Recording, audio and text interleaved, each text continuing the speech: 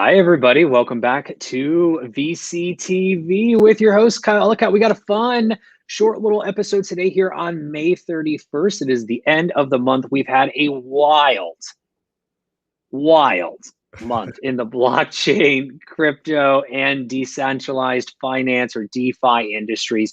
We've been talking about these industries on a daily with blockchain and crypto today as I recap everything that's happening each day.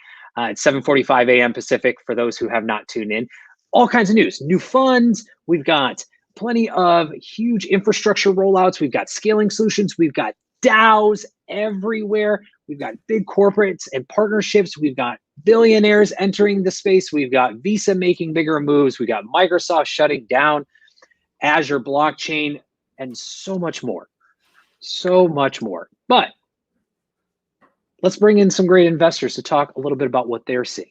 Summarizing the month previous to looking to possibly an even crazier month of June. As we have new releases, we've got a little bit more teasing of Ethereum 2.0. We also have some central banks, big news coming out, and huge infrastructure rollouts, and I expect a monster month of fundraisers as well. But before we get into that, a big thank you to everyone for tuning in and also to the LATOKEN team for making today's episode possible. So make sure to check us out on LATOKEN.com to hear from today's speakers and all speakers of the VCTV family. With that, happy May 31st, my friend Adam. Welcome to the show. A little intro, a little background for everybody. Would love to. Thank you, Kyle. Thank you for having me. And I was going to say, I know we're rocking with, I'm a huge fan of StreamYard. Happy to be here. And I was wondering, are we going to be able to get to see the whole beautiful security token here that I'm going to be talking about in a second? But thank you. It's already there. It's already there. The whole screen. Everyone can see it. Thank you. Thank you. So first of all, we have to give a shout out to my fellow Americans who are probably having a nice hot dog or burger, chicken wing, and some beer today. I'm in Canada where we kind of had our Memorial Day, called Victoria Day here last weekend. So Kyle and I showed up like, hey, I think we're the only ones working today. But anyways, happy to be here. Adam Carr, as well, as I mentioned, originally from Cleveland, Ohio. Lived in Washington, D.C. for a little bit, Pittsburgh, Pennsylvania, the Bay Area where Kyle is, and Belize, Central America, and all of that combined eventually spit me out here in Newfoundland, Canada. I do a lot of remote work, and one company that I work for remotely and I'm very excited about and looking forward to talking to you about today is Liberty Real Estate Fund, the world's first single-tenant triple net lease security token fund. I know that's a mouthful. We've been working on this project for, I want to say, a little over 3 years now, and we just launched the fund earlier this month. So depending on when you watch this video, if you're with us live or on the replay, we're fresh out of the oven right now as far as being able to invest. And so we intend for the fund to be open for a decent amount of time. So if you're interested in learning more, here we go. Adam, this is awesome. Let's just break it in. I mean, you've got some exciting news to share with us, but break it down. What is the fund, and why is this so important that it is a monumental, first time fund, and also just something you're so excited about? Give us the breakdown. And before I dive in, I do want to make sure I'm going to send you a link here to our webinar replay from when we launched. So however we can circulate that. But yeah, let's talk about the genesis. Michael Flight and I, Michael's the CEO. We've been working together for about 3 years. And it all started with, I've been in the crypto and the blockchain space for quite some time. I always like to joke and say I was one of the people who got in on that big 2017 boom. And unfortunately, I went all the way to the moon and back with many other rookie investors. And I have definitely learned my lesson now. And I'm sitting back, watching the people who are, nothing wrong with it, but just kind of chuckling at those who are panicking right now, because I remember when I used to be like that. And so anyways, that's when I first got started, went down a few rabbit holes. Next thing you know, Michael and I had a phone call with a company that was basically interested in launching this. It seemed just like a shot in the dark, but I wanted to get his take on it. And what he noticed was, Adam, these guys who know nothing about real estate are trying to launch a cryptocurrency that's like real estate focused. It's like, we know real estate. We got to look into this and see what we can do on our own. So we thank that group and I don't think that they, well, who knows? I don't know how they're doing now, but it was enough to spark the light bulb or spark the fire. And I have to give credit to Michael. I mean, from that moment, he traveled the world. He was in Dubai, Romania, London, all these different parts around the world that are a little bit more open to this technology before the US. I think we normally tend to be slow to picking up certain parts of the tech. And so Michael was just networking. And next thing you know, it's like, okay, well, we know retail real estate in particular. And then on top of that, we know single tenant, triple net lease assets. So let me clarify just real quickly what that is. If you think of a CVS or a Walgreens, Advanced Auto Parts, Starbucks, McDonald's, any retail store that kind of sits out there independently, maybe off the side of the road, just on its own, normally those will be triple net leased single tenant assets. And the cool thing about those right now, also, if you haven't noticed, we don't want to say anything is recession resistant, but those are businesses that did not have to shut down during what we just went through, which is another reason why we're very excited about the space. You know, they're high credit tenants. So it's like, you know, McDonald's not paying their rent. I mean, come on, that's just normally something that's not going to happen. So that's a little bit of the essence of what's behind it. I can go a little bit deeper, but I know I kind of just shot a lot out there. So let me know what direction you want me to go, Kyle. So I do have a question for you, because I mean, this is real estate is plays into our world of blockchain and crypto.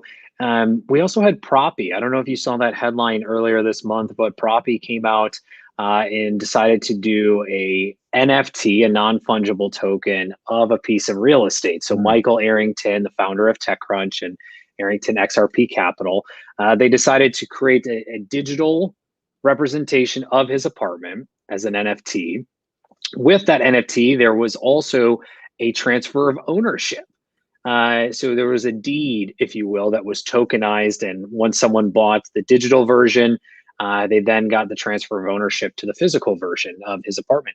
Is this something that you're seeing more potential of in that real estate market? Just kind of switching gears onto the industry for a second.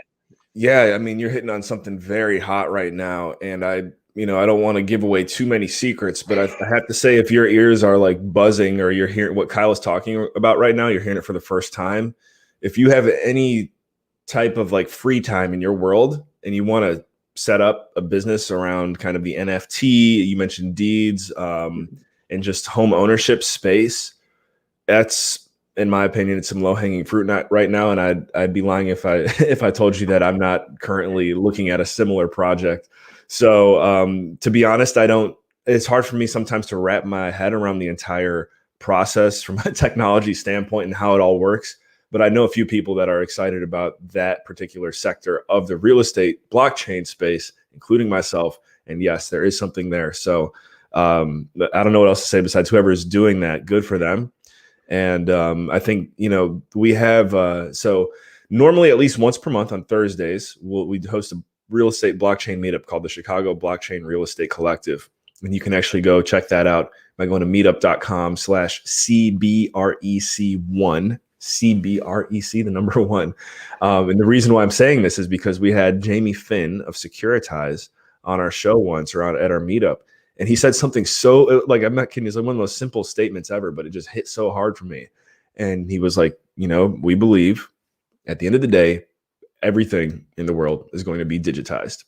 Mm-hmm. And I just started thinking about it. I'm like, wow, like, yeah, that's true. From real estate to food to, NFTs are helping digitize a lot of things right now. Right. So, anyways, just, hearing that stuck with me. And again, to validate what you're talking about, it's happening, folks. Everything's getting digitized. It's awesome. I mean, this wave of digitization we're having in general is just one form of a wave to next being tokenized. All right. We've talked about NFTs and that's the next part. I mean, NFTs are very unique because, and no pun intended there, but they are unique both in what they can provide, but also individually. But also, I mean, with a non-fungible token, I mean, that's a tokenization of anything, which is very exciting and plays a huge role into real estate. I mean, being able to bring that package together and, create this holy grail of what we've talked about around tokenization for many years. This is exciting. So what you are building. So what's next for the fund? Adam, as you guys have kind of come out, we've got the logo, the big coin up there. What's next for the fund and yourself, along with Michael? Where are you guys going with this? What's next? What can people be excited about if they're looking to potentially be involved? Absolutely. I mean, the first direction I want to point anyone is that webinar replay link. It is an unlisted link too. So as far as I know, the only place you'll be able to find it is if Kyle shares it here publicly, which I give you permission to please do. But just, it is a private link. And And so what's next? First, have to give credit to our team. I mean, our COO, Jason Ricks, Vice President of Acquisitions, Sam Halawi. Jordan Steck is also a VP of ours, and his specific title, for whatever reason, is slipping my mind right now, but you'll see it all in that replay. Just a ton of credit to the team. I mean, those are really the guys who are putting in a lot of blood, sweat, and tears behind the scenes to get this fund launched. And then, so yeah, now that we're open, I mean, we're accepting not reservations, but it is like, if you'd like to invest, you can invest now. And we're using Securitize as our platform to do that. Without getting too far into the weeds, I mean, basically, as far as we know, for the first time, you can actually, let's just talk really quick about what a security token is, because it's not a cryptocurrency. And that's where, when we talk to people that are new to this space, it takes a little while for them to wrap their heads around it. So this is not Bitcoin. This is not Ethereum. It's not a crypto, because a security token is a digital, I guess you say, asset that's backed by real tangible assets, as we mentioned, the Starbucks, the CVS, the McDonald's, etc. That's why, another reason why we're so excited about it is because it's something that's actually backed by something that's like real, you can touch, you can feel. So with that being said, you have to be an accredited investor to invest. Minimum investment amount is $50,000. That's enough to get you a Liberty Real Estate Fund token. And then the cool thing about this is, after a year, so after 1 year of holding on to that token, then this becomes tradable on the marketplace to non-accredited investors.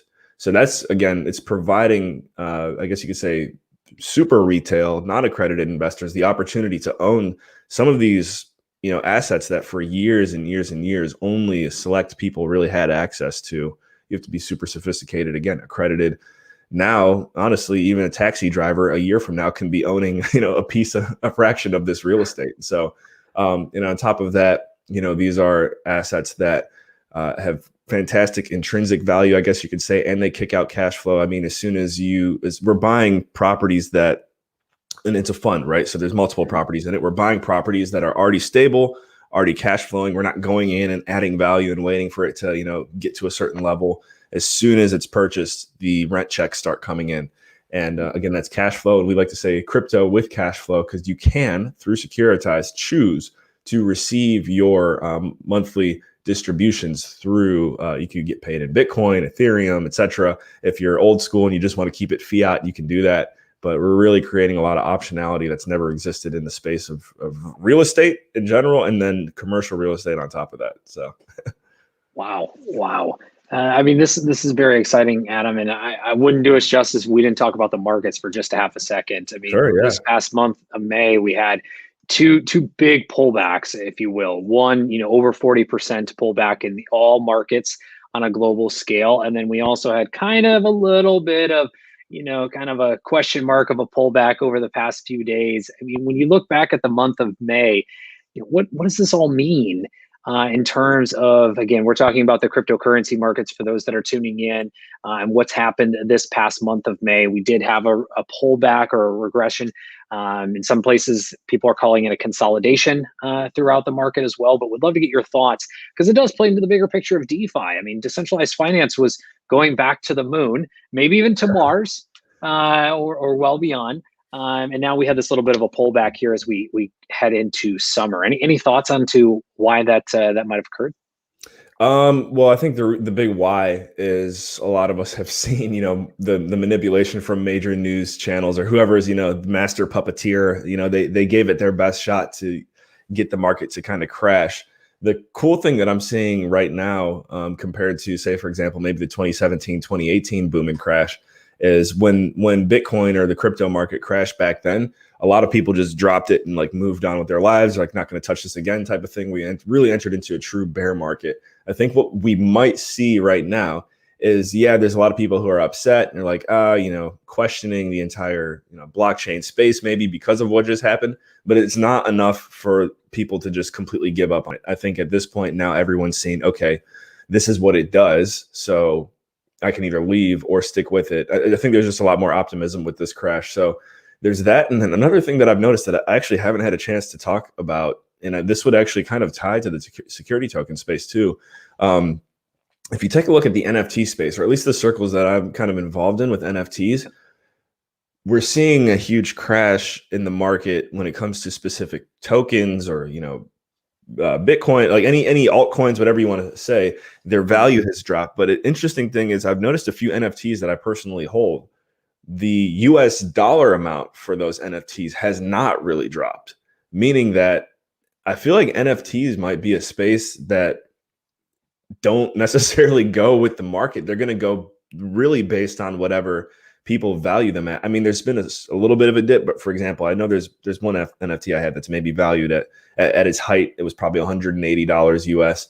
And even now, I know that that token or whatever, that NFT is definitely still over 130 US, which would show like, okay, clearly it didn't drop like the market just did. So for things that have this non-fungible intrinsic value, and I feel like triple net lease assets could be right there with it. I'm starting to think, man, even those can power through a market crash, which is kind of cool. So I had to share that. Yeah, appreciate you sharing. I mean, that's what we do here on VCTV. This is great news as well. And Adam, I want to come to wrap here because I know you've got a busy day ahead. It's a holiday in some places, and also there's it's a quiet day in the industry. So we'll let everyone have a little bit of a breather for hopefully a little bit of today. But any closing thoughts as to where things go from here? I mean, we're coming to the end of May, and we are on the last day.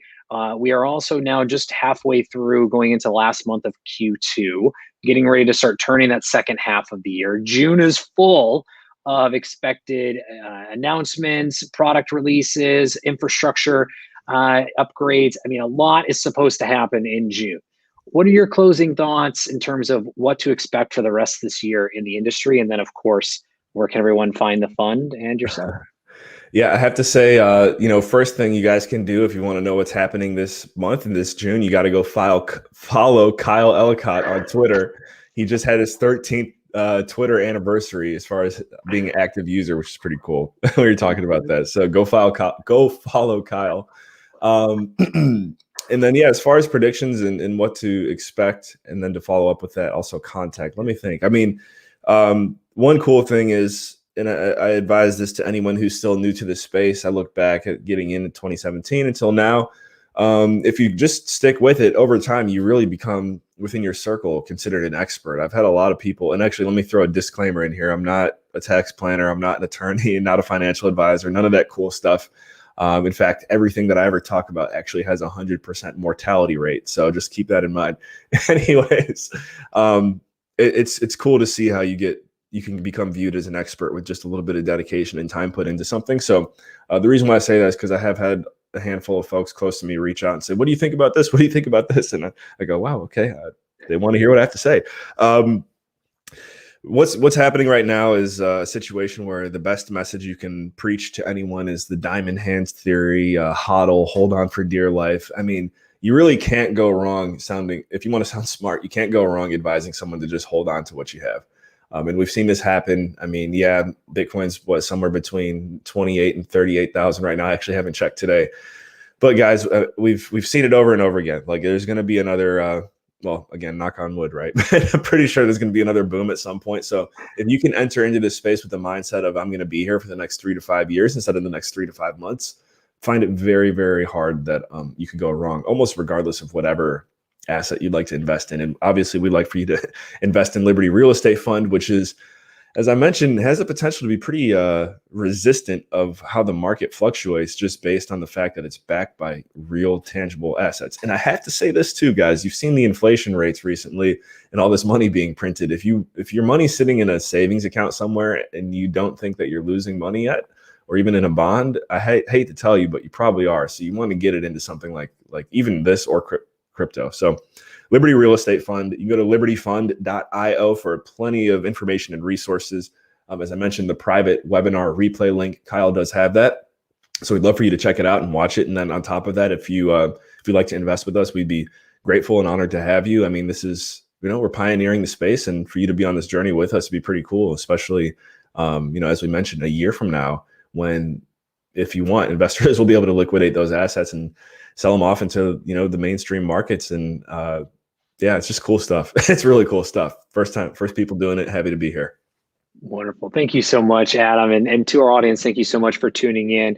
If you like what you heard, make sure you click subscribe, like, and share today's episode. Also, check out the archive on LATOKEN.com to hear from Adam and all speakers of the VCTV family. But most of all, definitely check out Adam. Follow him as well on Twitter.